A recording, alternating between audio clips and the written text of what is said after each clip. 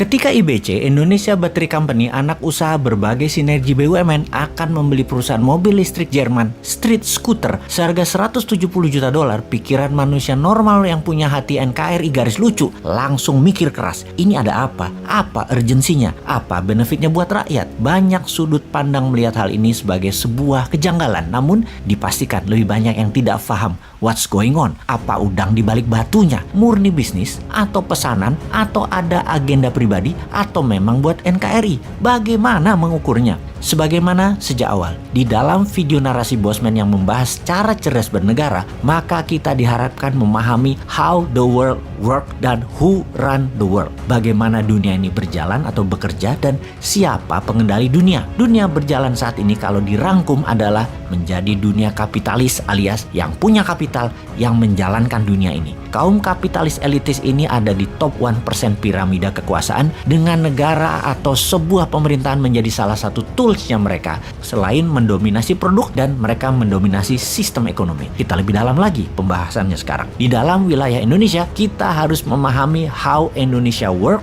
atau cara bekerjanya pemerintahan di Indonesia dan who run Indonesia. Siapa yang menjalankan atau mengendalikan Indonesia. Cara bekerja pemerintahnya. Untuk rakyatkah? Untuk golongan atau kelompokkah? Untuk partai atau politikuskah? Untuk UKM-kah? Untuk menjadi negara superpower-kah? Untuk selalu pegang kendali pemerintahan dan jabatankah? Untuk kepentingan asingkah? Apapun itu, kita harus simpulkan. Lalu, siapa yang menjalankannya? Yang paling mempengaruhi kebijakan itu siapa? Yang menentukan arah pemerintahan dan jalannya negara itu siapa? Yang mengarsiteki bangunan bernegara itu siapa? Sistem negara atau individu atau kelompokkah yang menjalankannya? Pakai strategi meritokrasi di mana yang menjabat adalah hanya orang berprestasi, atau pakai nepotisme atau kolusi kelompok serta kepentingan keluarga yang menjalankan pemerintahannya saat ini. Kita renungkan kembali dua pertanyaan di awal. Siapa yang menjalankan Indonesia dan bagaimana kerjanya? Sudah bisa kita jawabkah?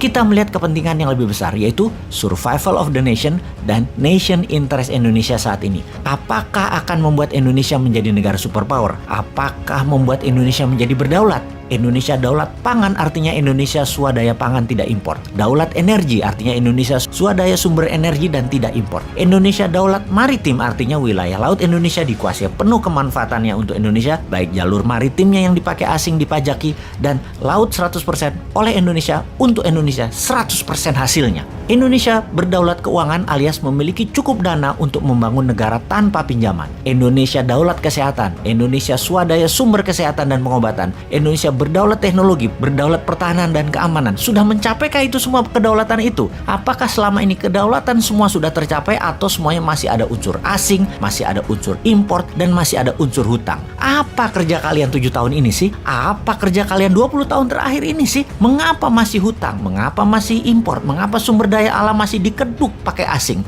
Lalu kalian minta 20 tahun ke depan masih calon-calon yang ada adalah yang dari kelompok kalian. Semua kandidat rasanya belum mewakili Indonesia berdaulat. Indonesia menang, Indonesia superpower, Indonesia global player. Belum. Aduh, maaf melenceng sedikit ke politik. Oke, kita kembali ke topik. BUMN mengapa menjadi oligarki sih? Ini yang huran Indonesia arahnya kok ke arah kepentingan kelompok, dan how Indonesia work makin jelas arahnya bukan untuk rakyat. Duh, kok yang di pucuk tertinggi nggak ngeh juga sih? Arah kapal melenceng jauh dari tujuan keadilan sosial untuk rakyat. Hilang nih sila kelima dari Pancasila jadinya.